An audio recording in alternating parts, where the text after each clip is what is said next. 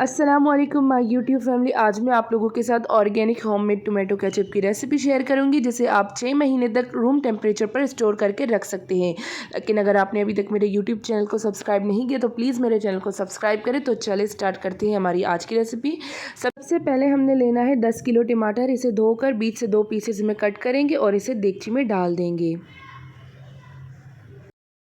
इसमें 2 साबित लहसुन डालेंगे और 300 ग्राम प्याज काट के डालेंगे।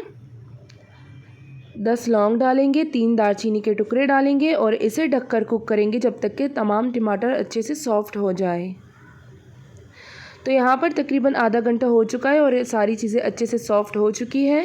अब हम चूल्हा बंद करेंगे और इसे ठंडा होने के लिए रख देंगे। इसमें से हम दालचीनी और लौंग को निकाल देंगे।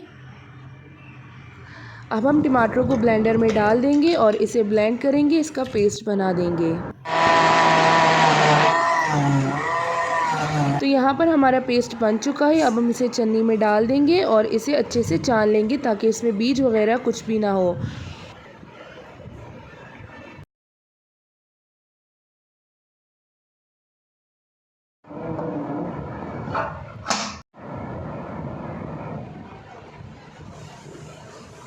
हम इसमें 90 ग्राम नमक, 4 टेबलस्पून जैंतम गम डालेंगे। जैंतम गम डालने से हमारा जो केचप है उसकी कंसिस्टेंसी थोड़ी सी थिक हो जाएगी। और 1.5 टेबलस्पून सोडियम बेंजोएट डालेंगे। सोडियम बेंजोएट डालने से हमारी केचप की शेल्फ लाइफ बढ़ जाएगी। और इसमें डालेंगे रेड फूड कलर और इसे डालने के बाद हम तमाम चीज़ों को अच्छे से ब्लेंड कर देंगे।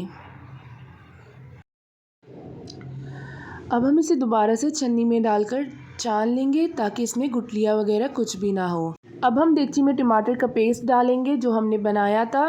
तो यहाँ पर हमने देखो इसे छान लिया, बिल्कुल साफ़ सुथरा हो गया है। हम इसे चूल्हे पर दोबारा से रख लेंगे और इसमें डालेंगे 2 किलो चीनी और इसे अच्छे से मिक्स करेंगे। याद रहे अब हमें इसे दरमियानी आंच पर पकाना है और बार बार हमें इसे मिक्स करते रहना है। अगर आपने मिक्स नहीं किया तो ये नीचे से लग जाएगा। इसमें डालेंगे 24 ग्राम टाटरी।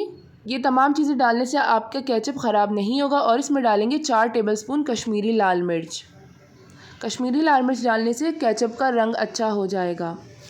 अब हम लेंगे 1 कप सिरका, उसमें डालेंगे 4 टेबलस्पून लाल मिर्च के और इसे मिक्स करेंगे और उसे भी केचप में डाल देंगे और इसे अच्छे से मिक्स करते रहना है ताकि इसमें गुठलियाँ वगैरह कुछ भी ना हो।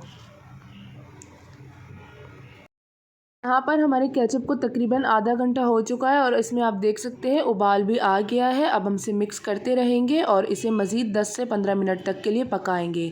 अब हम एक प्लेट लेंगे और इसमें से इस तरीके से केचप को चेक करेंगे, बीच से लाइन लगाएंगे, देखिए ये आपस में नहीं मिल रहा, इसका मतलब कि हमारा केचप बिल्कुल तैयार है। अब हम इसे रूम टेम्परेचर पर ठंडा होने के लिए रख देंगे। जब ये अच्छे से ठंडा हो जाएगा तो हम इसे बोतलों में भरकर रख देंगे।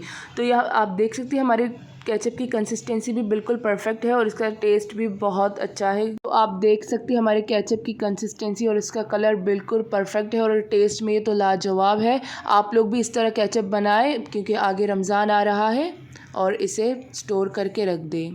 अगर आप लोगों को मेरी ये रेसिपी पसंद आई तो मुझे कमेंट में ज़रूर बताएं। फिर मिलते हैं न्यू वीडियो के साथ, तब तक के लिए अल्लाह हाफ़िज़।